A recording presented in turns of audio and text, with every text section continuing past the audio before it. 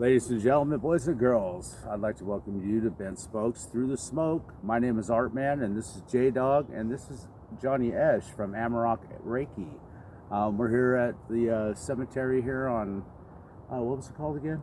It's the Lone Fir Cemetery. The Lone Fir Cemetery. He had to repeat this, but you know what? We're going to go ahead and go with this. Anyways, we're here at the Lone Fir Cemetery, one of the oldest cemeteries in Portland. We all came down here. Yeah. We all came down here to actually do our podcast. So I'm going to go ahead and give it off to J-Dog. As you know, we're here to, the whole part of this podcast is introducing cool historical places, areas you might want to visit, or just areas that make Portland special. And the Lone Fir Cemetery, being one of the oldest or the oldest cemeteries in Portland, its first resident was in 1846, and then it didn't officially get kind of annexed in or bought out by Portland until 1855. Around that time, there was no Portland east of the river. It was all on the west side, but they ended up having to decommission a bunch of graveyards over on the west side because the land was too marshy. And so they ended up moving all those bodies and reinterring them here. So currently, Lone Fir Cemetery has over 27,000 bodies. So we're here with Johnny Esch today. How you doing? He's a Reiki healer in the area. Remember, if you guys need healing, he's the man to do it. Contact him at Amarok Reiki. You can find him on Facebook. But Johnny's got a special connection to the spirit world.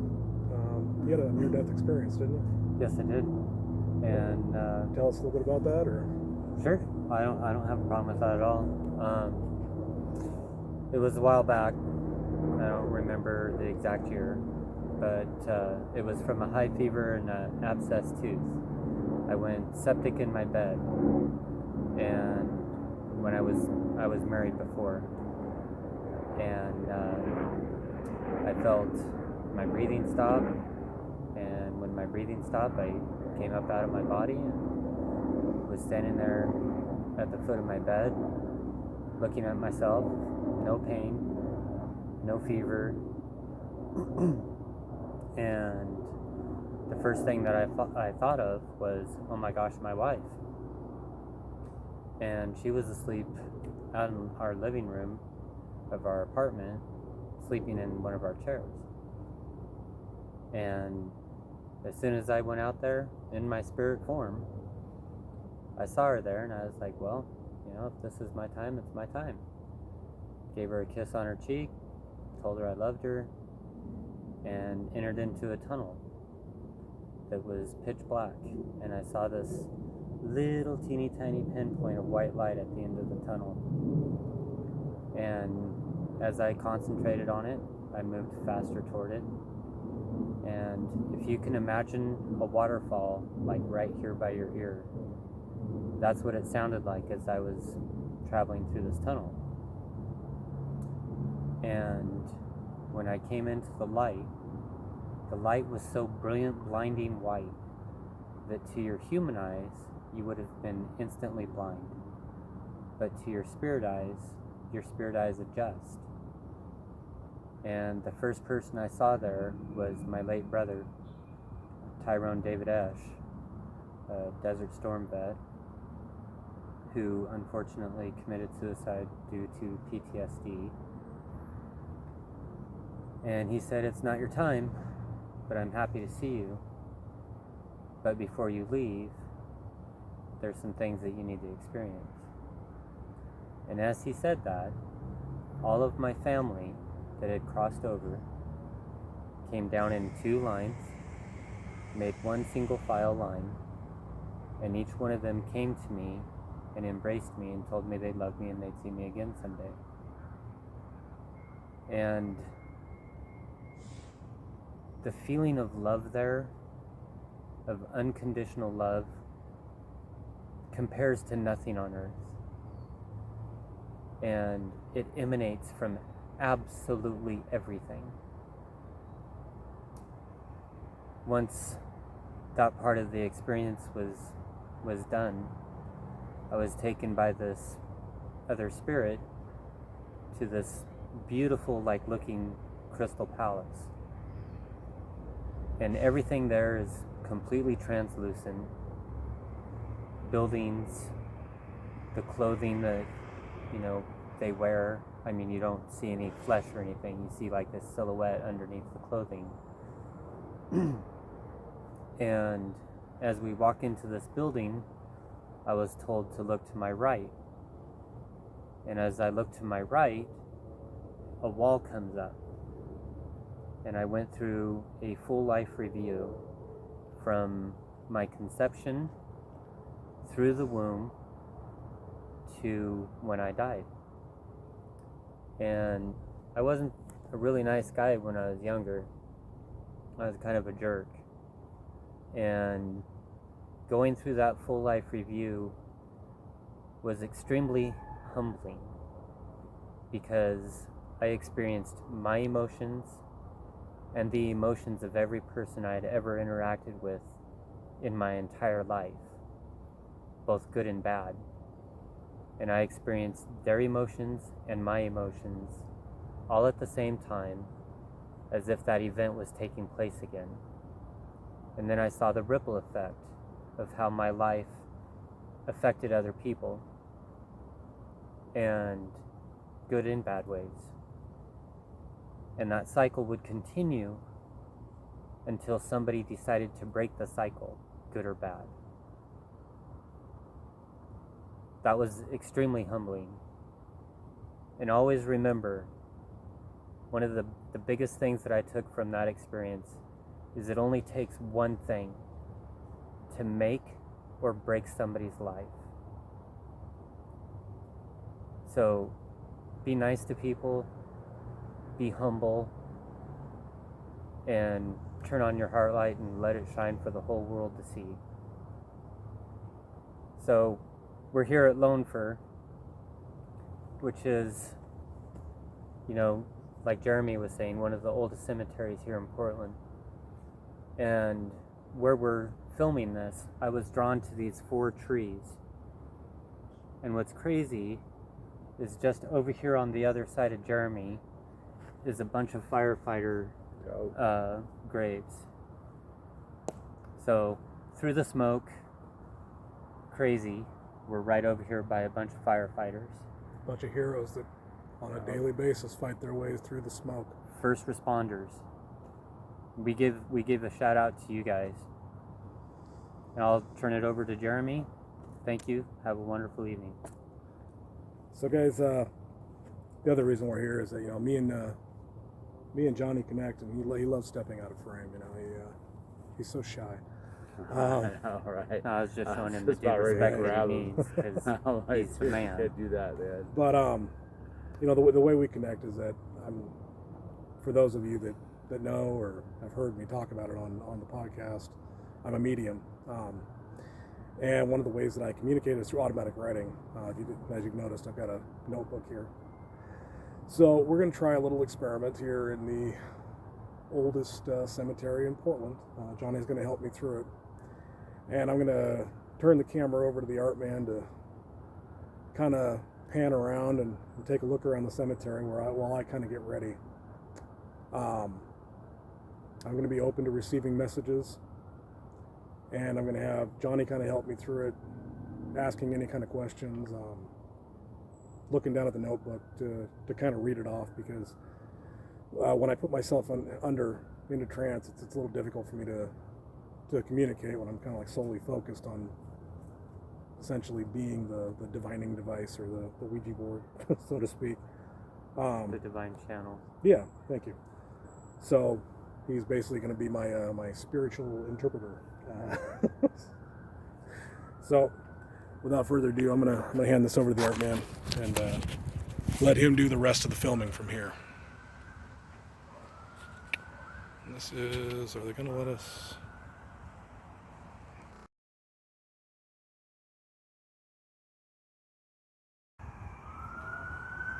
All right, ladies and gentlemen, this is the art man with best folks through the smoke. We got J-Dog, Johnny Esch around here. We're just gonna I'm going to take a panoramic view of the cemetery a little bit, if I can. We're going to look at some of the biggest things here. One of the things is they have a fir tree over here. It's probably probably about 600 years old, and it's always in the northwest corner, but this is such a beautiful cemetery. And granted, it is one of the oldest in Portland, but yeah, it's really nostalgic and everything like that. We do get a lot of, there's big, huge mausoleum here that is freaking just awesome.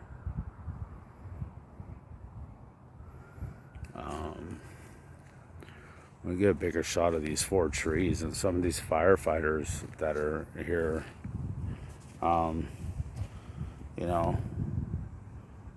There we go, right there.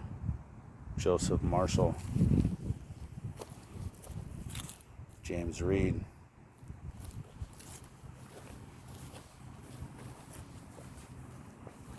And I'm sure these guys are, yep, all firefighter. Clarence Duchesne, McLean. My cousin would be happy about this. I think all you guys would be happy about this, but good first responders.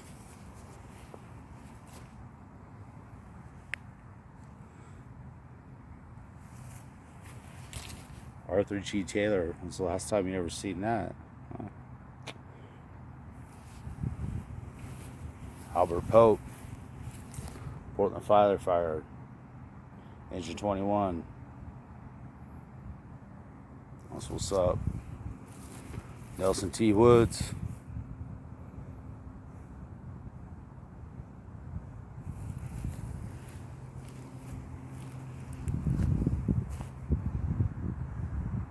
Fred H. Crane.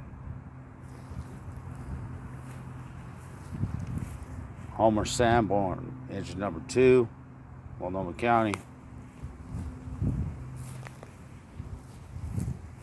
August Wendt, engine number 2, Multnomah County.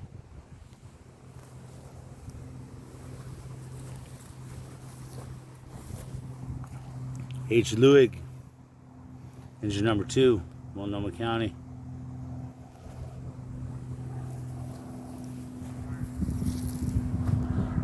Flanagan,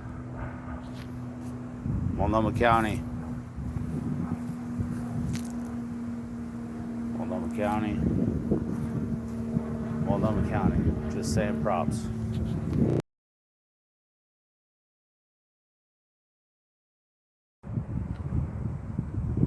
Alright guys, Jeremy's in tune right now. So there's firefighters that are starting to come through, and Jeremy has asked a question: is there anybody that wants to talk?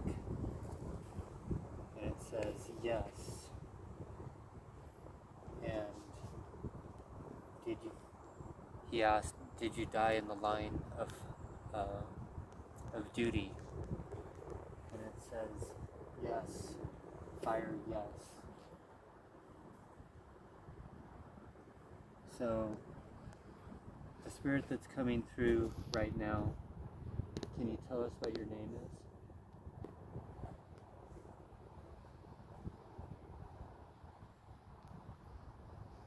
Andrew? Andrew, what is your last name?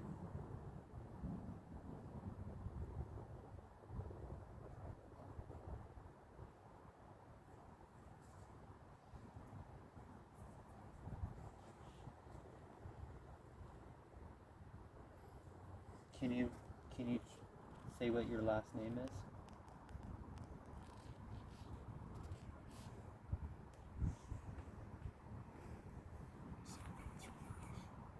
It's not coming through clear enough. Okay. So, Andrew, did you die in the line of duty?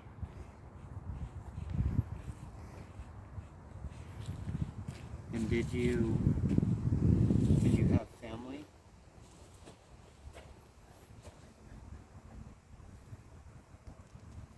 How long have you been here?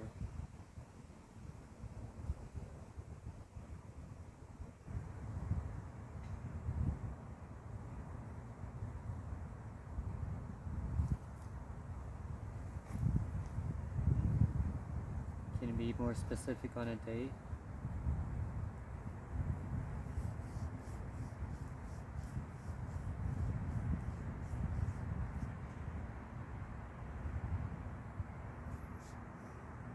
I see.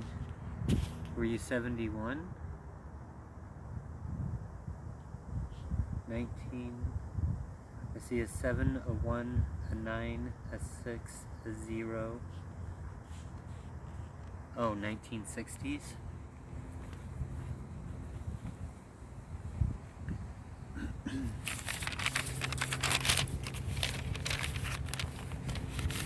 Were you married? How many children did you have? 3? Is there anything that you would like to share with the world of a message that you have?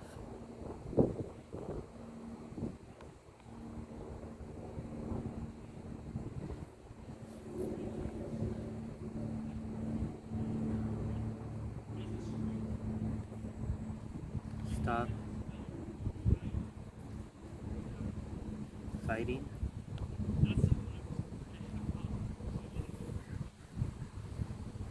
Yeah. You know, says I know.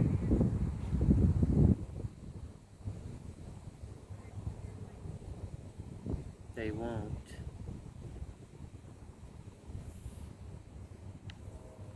I know they won't listen.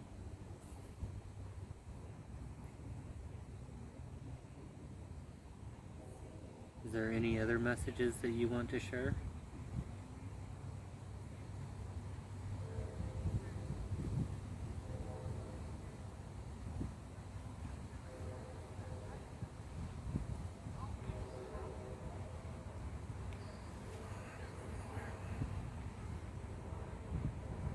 All right, Andrew. Well, thank you for your message.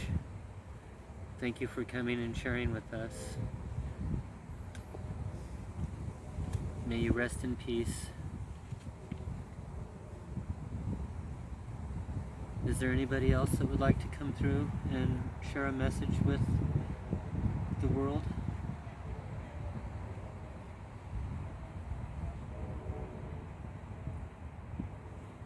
Can you give us a name?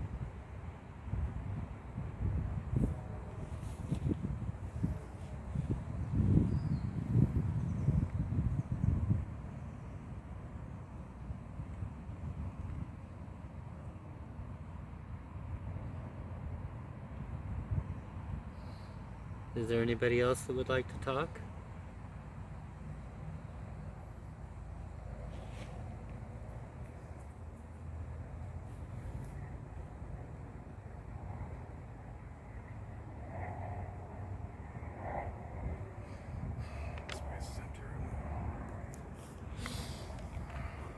All right, we're going to stop for a moment, ladies and gentlemen. We're going to stop for a moment. We'll get right back to you.